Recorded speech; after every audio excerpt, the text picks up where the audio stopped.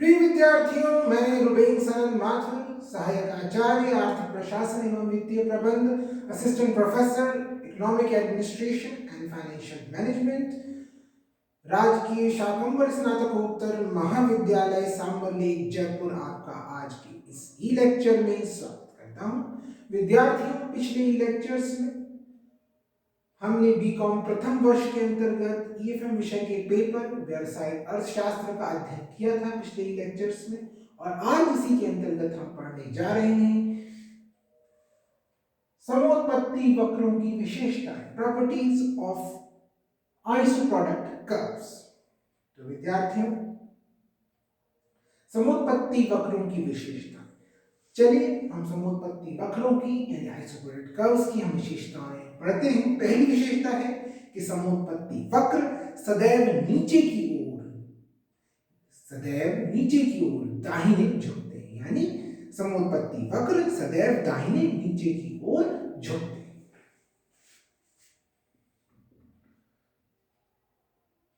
समोत्पत्ति वक्र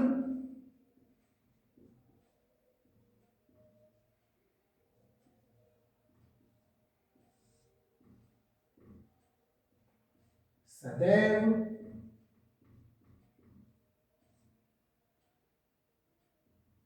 दाहिने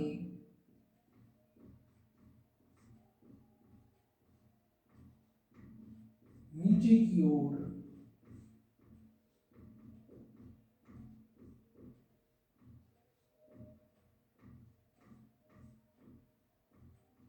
झुकते हैं, यानी इंग्लिश में आइसोक्वांट्स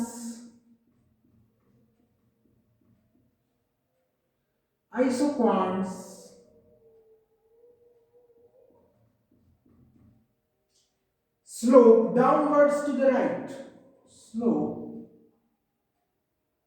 downward to the right,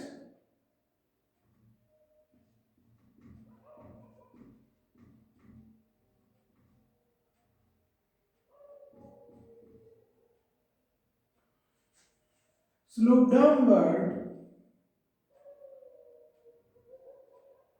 to the right।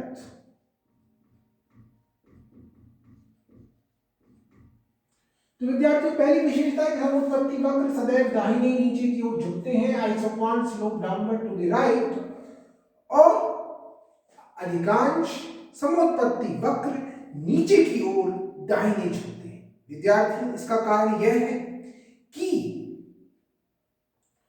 उत्पादन की माल की समान मात्रा उत्पन्न करने के लिए एक साधन की मात्रा को अगर हम बढ़ाते हैं तो हमें दूसरे साधन की मात्रा घटानी पड़ती है, क्योंकि हम उतना ही उत्पादन कर रहे हैं। समोत्पत्ति वक्र एक ही स्तर का उत्पादन दिखाता है, एक समोत्पत्ति वक्र एक ही स्तर का उत्पादन दिखाता है। उससे ऊंचा समोत्पत्ति वक्र उससे ऊंचा स्तर का उत्पादन दिखाता है, उससे अधिक उत्पादन दिखाता है। तो एक जो समोत्पत्ति वक्र होता है वो एक ही उत्पादन का स्तर दिखाता है, और हम एक ही उत्पादन का स्तर बनाए रखने के लिए यदि हम उत्पादन की एक साधन की मात्रा को अगर हम बढ़ाते हैं तो हमें उत्पादन की दूसरे साधन की मात्रा को कम करना पड़ता है ताकि उत्पादन हमारा उतना ही रहे। जिस प्रकार से इंडिफरेंस कर्व में, उदासीनता वक्र में, क्योंकि उदासीनता वक्र की तरह इसमें भी हम एक साधन को जब हम घटाते हैं तो हमें वहां दो वस्तुएं होती थी, यहाँ पे साधन है, यहाँ पे अगर हम एक साधन को बढ़ाते हैं तो हमें दूसरे साधन को घटाना पड़ता है। इसलिए जो इसका स्लोप है वो डाउनवर्ड टू द राइट, दाहिने नीचे की ओर होता है।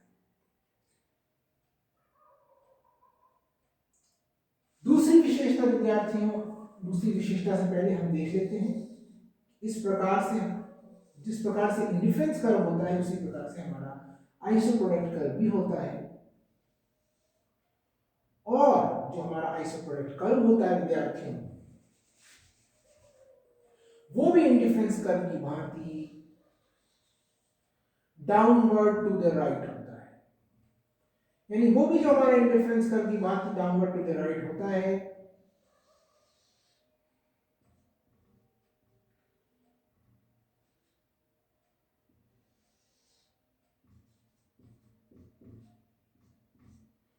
इस प्रकार से विद्यार्थियों हमारा जो आइसो प्रोडक्ट कर्व होता है, यहाँ पे हम साधन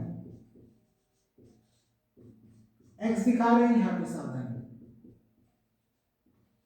y दिखा रहे हैं। तो इस प्रकार से जो हमारा आइसो प्रोडक्ट कर्व होता है वो दाहिने की ओर नीचे झुकता हुआ होता है जनरली। अगला यहाँ पे बिंदु आता है विद्यार्थियों, अगली जो विशेषता है वो है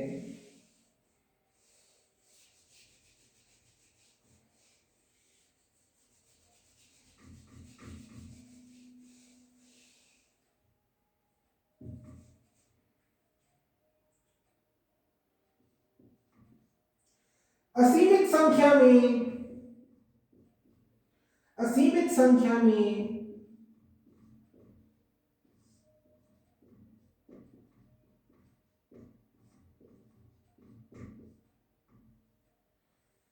समोत्पत्ति वक्र हो सकते हैं।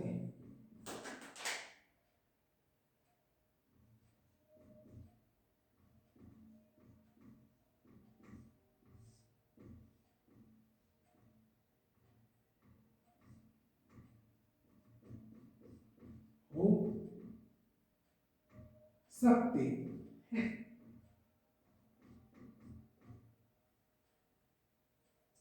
There can be infinite number of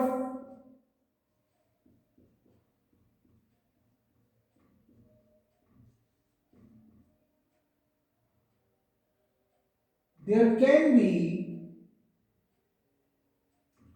infinite number of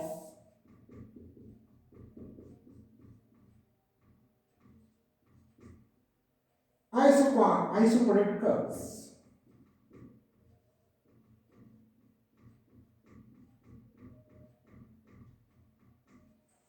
तो विद्यार्थी दूसरा यहाँ पे विशेषता जो है वो है कि असीमित संख्या में समोत्पत्ति वक्र हो सकते हैं। There can be infinite number of isoproduct curves. There can be infinite number of isoproduct curves, यानी हमारे पास असीमित संख्या में isoproduct curves।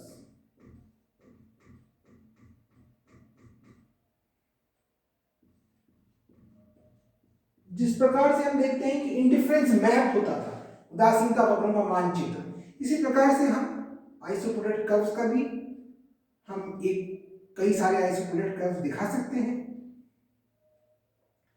और यहां पे ध्यान देने वाली बात है विद्यार्थियों कि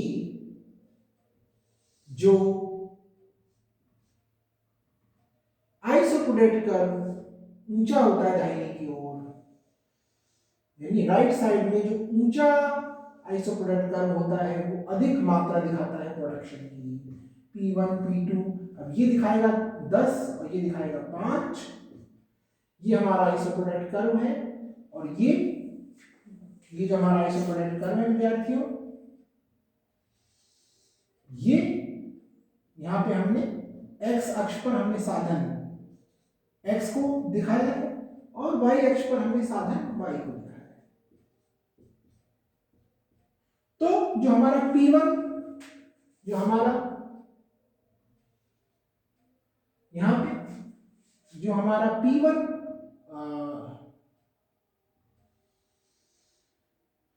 यहां पे जो हमारा P1 आइसोप्रोडक्ट कर्व है वो 5 यूनिट दिखा रहा है उत्पादन की, जबकि P2 जो उसके राइट साइड में ऊंचा है वो 10 यूनिट दिखा रहा है। इसी प्रकार से जो ऊंचा राइट साइड में आइसोप्रोडक्ट कर्व होता है वो उत्पादन की अधिक मात्रा दिखाता है। अगला बिंदु, अगली विशेषता,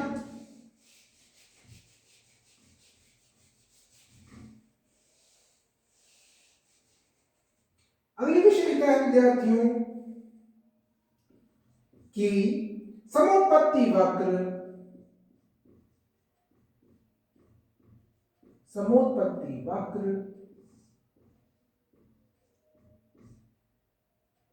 मूल बिंदु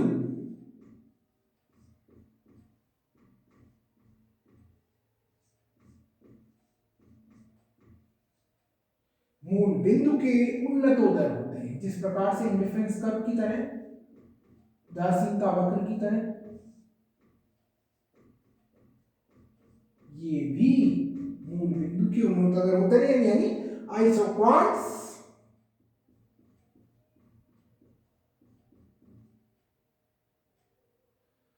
are convex to the origin.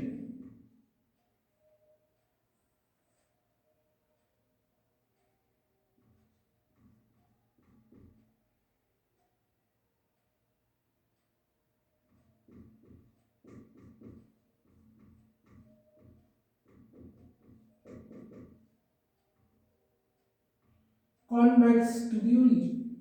तो विद्यार्थियों isoquants are convex to the origin, जैसे कि इंडिफरेंस कर्व की तरह, उदासीनता वक्र की तरह। विद्यार्थियों जरा सोचिए, उदासीनता वक्र कॉन्वेक्स क्यों होता है, यानी उदासीनता वक्र मूल बिंदु के मूल बिंदु के कॉन्वेक्स क्यों होता है। तो विद्यार्थियों इसका कारण ये है, कॉन्वेक्स का मतलब हमने सबसे पहले एक आइसोपोडेट कर्व बना के देखा,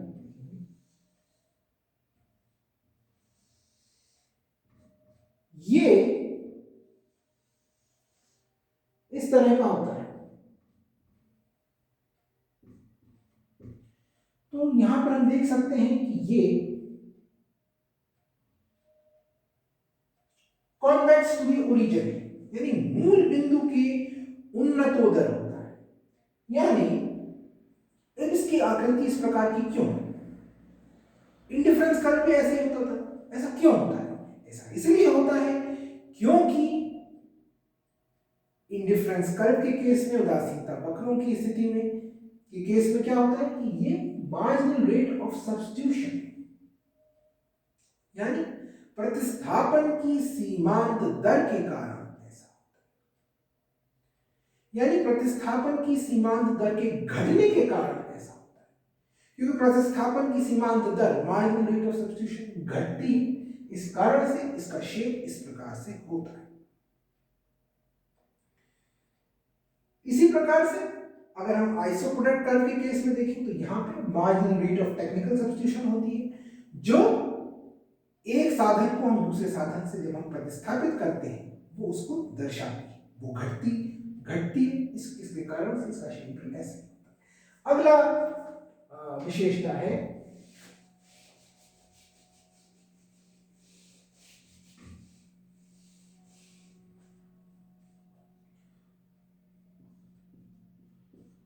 दो समोत्पत्ति वक्र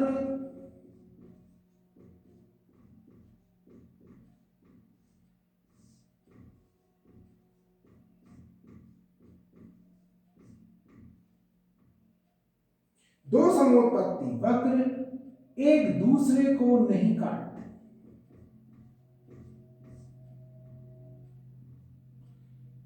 एक दूसरे को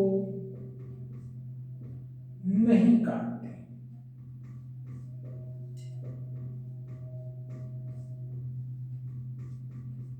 यानी isoproduct curves never intersect each other, isoproduct curves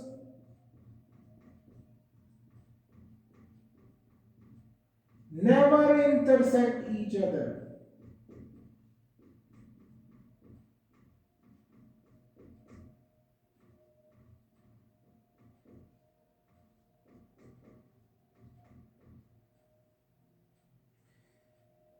दो समोत्पत्ति वक्र एक दूसरे को नहीं काटते हैं, isoproduct curves never intersect each other.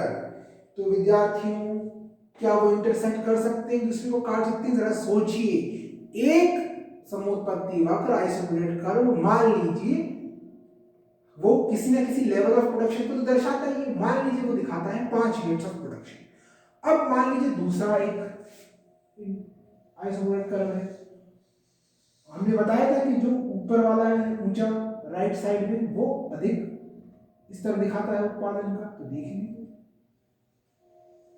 एक आइसोपोडेट कर्व है वो है ए, दूसरा आइसोपोडेट कर्व है वो है बी। अब ए मान लीजिए कि 10 यूनिट ऑफ प्रोडक्शन दिखाता है और बी 5 यूनिट ऑफ प्रोडक्शन, और दोनों यहां बिंदु सी पर इंटरसेक्ट कर रहे हैं, यानी दोनों मिल रहे हैं। तो बिंदु सी दो, जो बिंदु सी है वो दो लेवल ऑफ प्रोडक्शन को कैसे व्यक्त कर सकता है? इस प्रकार से हम ये समझ सकते हैं कि दो समुत्पत्ति वक्र एक दूसरे को नहीं काटते, क्योंकि वो अलग अलग लेवल ऑफ प्रोडक्शन दिखाते हैं, इसलिए वो एक दूसरे को नहीं काटते।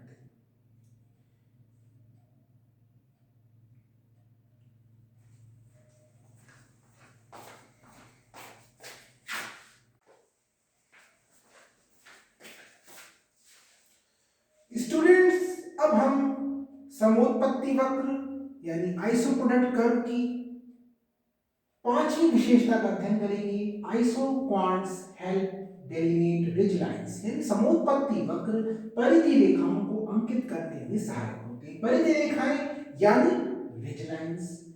विद्यार्थियों, समोत्पत्ति वक्रों की एक विशेषता यह है कि वह व्यावसायिक फर्मों के लिए उपयुक्त उत्पादन क्षेत्र की परिधि का कार्य करते हैं। ये फर्म को ये बतलाते हैं कि किन सीमाओं के मध्य उत्पादन करना फर्म के लिए लाभदायक हो।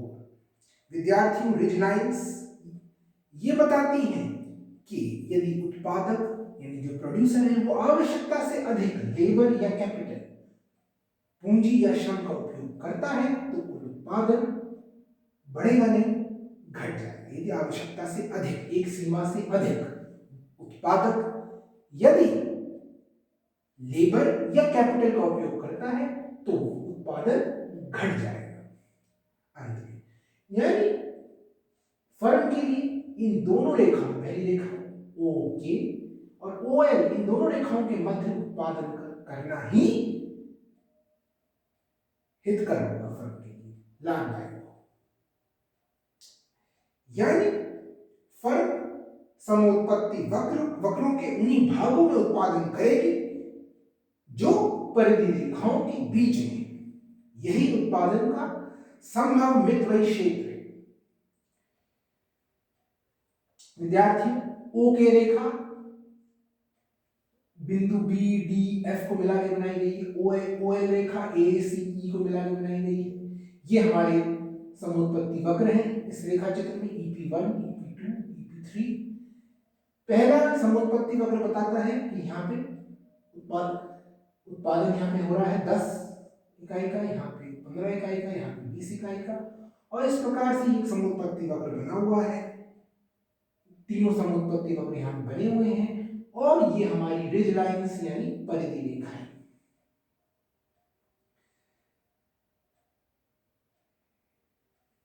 इस प्रकार विद्यार्थियों, समोत्पत्ति वक्रों की पांचवी विशेषता है कि ये परिधि रेखाओं को अंकित करने में सहायक होते हैं।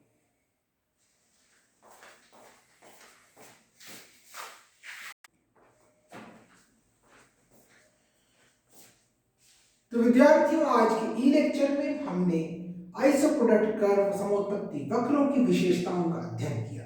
विद्यार्थियों, हमने देखा कि समोत्पत्ति वक्र की विशेषताएं क्या है।